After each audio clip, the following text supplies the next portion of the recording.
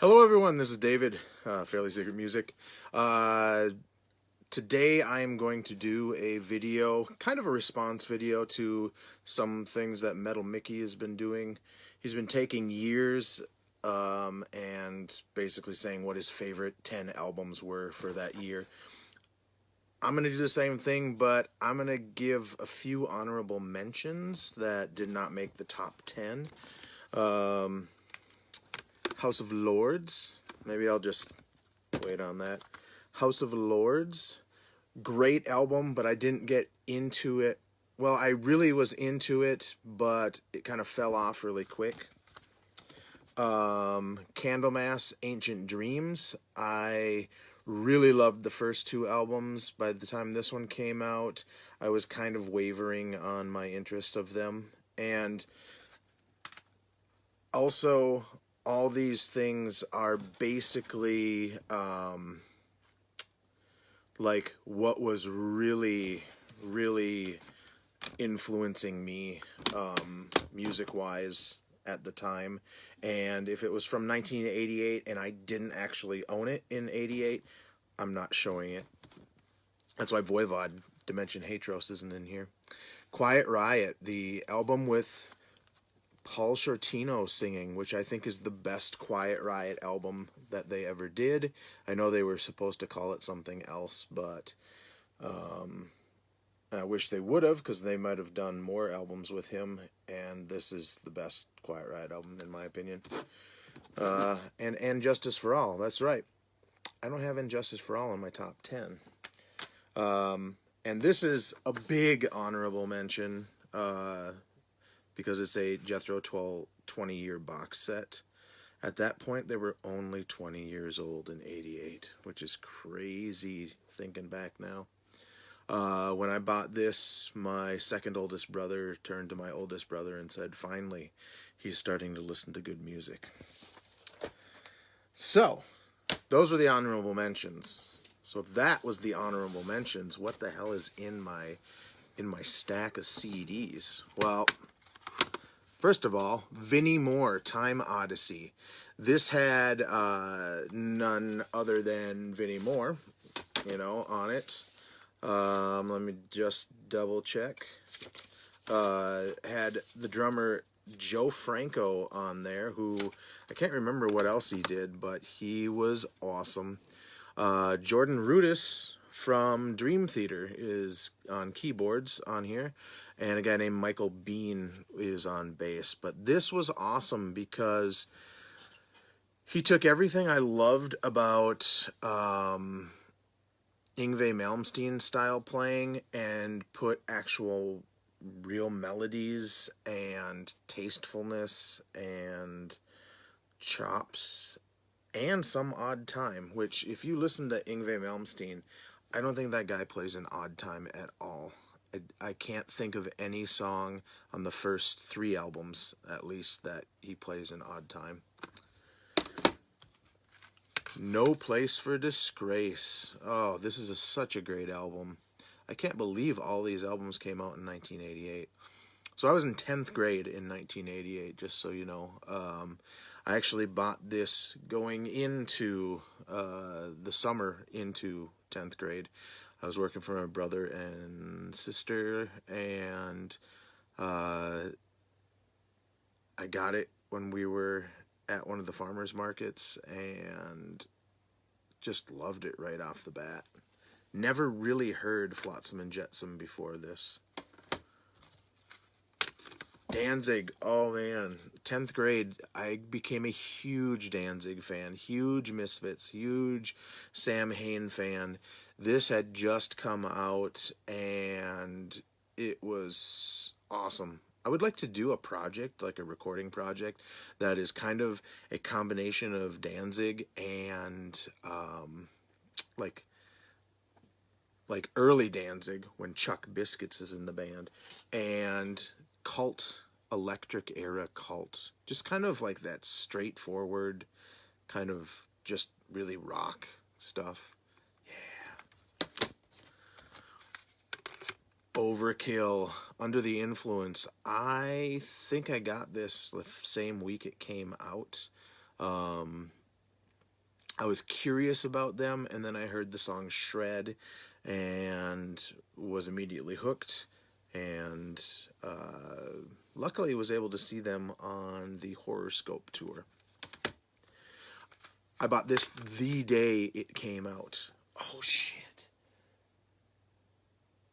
Oh, 1 second, 1 second. Oh, no, I can't. I can't show it because I didn't own it. King's X, Out of the Silent Planet, came out in 1988, but I didn't listen to them until 1989.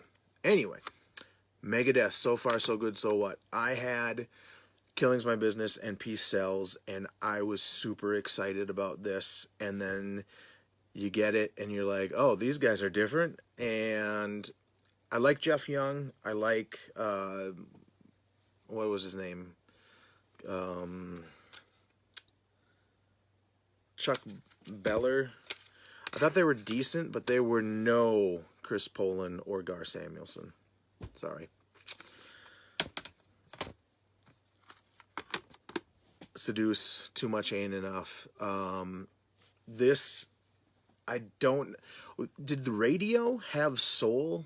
I mean, did it have like a heart and soul in the 80s? Because I was listening to a radio station that played Anytime or Place all the time, and I thought the song was called Laser Race because he sings Anytime or Place, and I thought it said Laser Race, but I got this, and I was just thinking about this album today. I got this used at one of the cheapo records, and they had it for $14.95 scuffed. That means that the disc has marks on it, and it does have, I don't even know if you can see that because you wouldn't know. There it is, you can kind of see it, but it's just outside of the that's a dog hair. It's just outside, right, where is it? Right there. It's just outside of where it stops playing, which is awesome.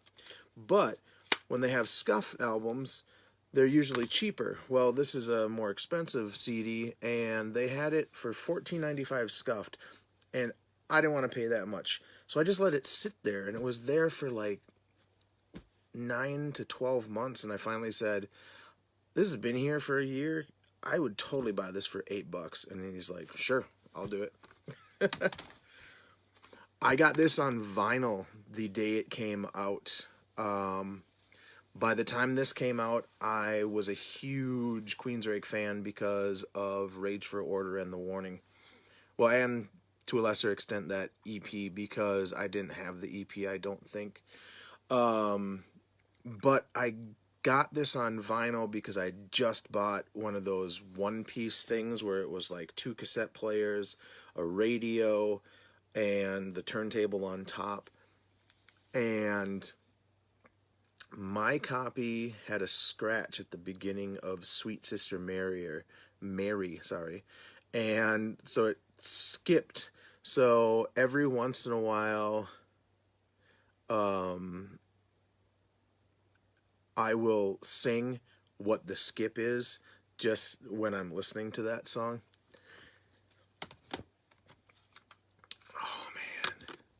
Sanctuary. So these are kind of in order, you know, like least to greatest, or greatest to least to greatest, yeah. I think Danzig could probably go a little higher than Overkill, probably. Megadeth. I basically think of things like, if I was waiting for it to come out, then you're really probably high up on the list. Like King's X, Faith, Hope, and Love, I was waiting months in advance for that thing. But Sanctuary, I don't even know how I found out about Sanctuary. Maybe on the metal show. Every Friday night they did like 2 or 3 hours of just metal. All this kinds of metal that you didn't hear. They should really do that still. But radio sucks. King Diamond, Them. What a great album. It's no Abigail, I will say this. But this album was super, super Super. It was in rotation a ton. Not as much as Abigail, but quite a bit. And for some reason, I went to school with a guy who one day was like, I had a Abigail, the Them cassette, and he's like, I really want that album, but I can't find it. I'll give you $15 for it. So I was like, okay. So I didn't have Them for a while. And then I had it on CD, and then when the remasters came out, I got, this best album 1988. Fate's Warning, No Exit. Best album of 1988. So good. So good. I had this in my hand after I'd already grabbed Seventh Son of the Seventh Son, and I could only get one. And I said, I'm going to give Fate's Warning a chance. And it paid off. Best album, 1988.